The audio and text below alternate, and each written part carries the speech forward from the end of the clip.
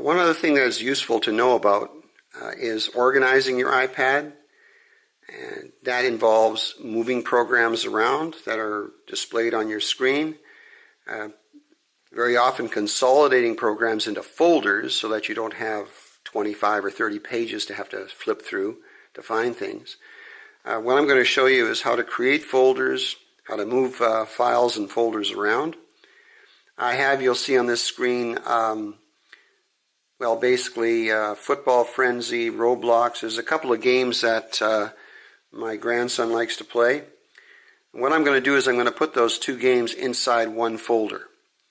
It'll save space. It helps me to organize. To do that, I push down on the program and hold. You'll notice when I do that, little X's appear in the top left corner and they kind of vibrate and shake. That means it's prepared to make changes and move things around. What I'm going to do is I'm going to take this and push it into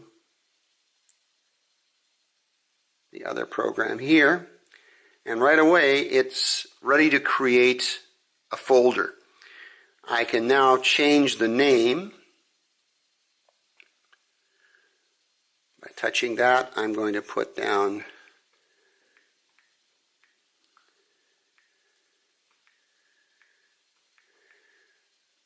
name of my grandson, and if I just touch anywhere on the screen and then touch the home button, it stops vibrating, and there it is, my new folder. To open the folder up, I just simply touch it. Now you can put as many things in that folder as you want. When the screen is full, it'll simply give you a second page within the folder. So I've got folders, for example, inside kids stuff. You'll notice all these dots here. Lots and lots of programs. If I didn't have them in folders, they'd be programs scattered all over the place. So it's a real big help to organize and save situation. If you want to move to a different page, by the way, you'll notice there's a space here, one space left for moving things. I've got a program on this page here. Spotify. It's a music site. If I push and hold down again, now they're prepared to move, I'm going to click and drag to the left to get it onto the previous page. Whoa, there it is. You'll notice how things jump out of the way, and I wanted it there. So now I've consolidated that page. Again, I touch the home button, stops vibrating, and now I've got this program there. Have one extra program over here, which I might want to move into this area. I'm going to add it to a folder so that I don't have the extra page. Right now I've got 4 pages. I'd like to only have 3. And you'll notice I have a file category called Other.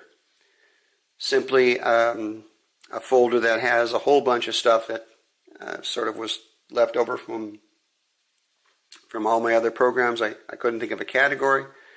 So I'm going to put this inside the Other folder. I click and hold it down. Again, you'll see it's vibrating. I'm now going to drag it to the previous page, but if I can get it to stop hopping around, I'm going to put it inside the Other folder. Now that can be a little tricky. When I touch the home page, you'll notice that it is now inside the Other folder. And that's really, and you'll notice now I only have the 3 pages.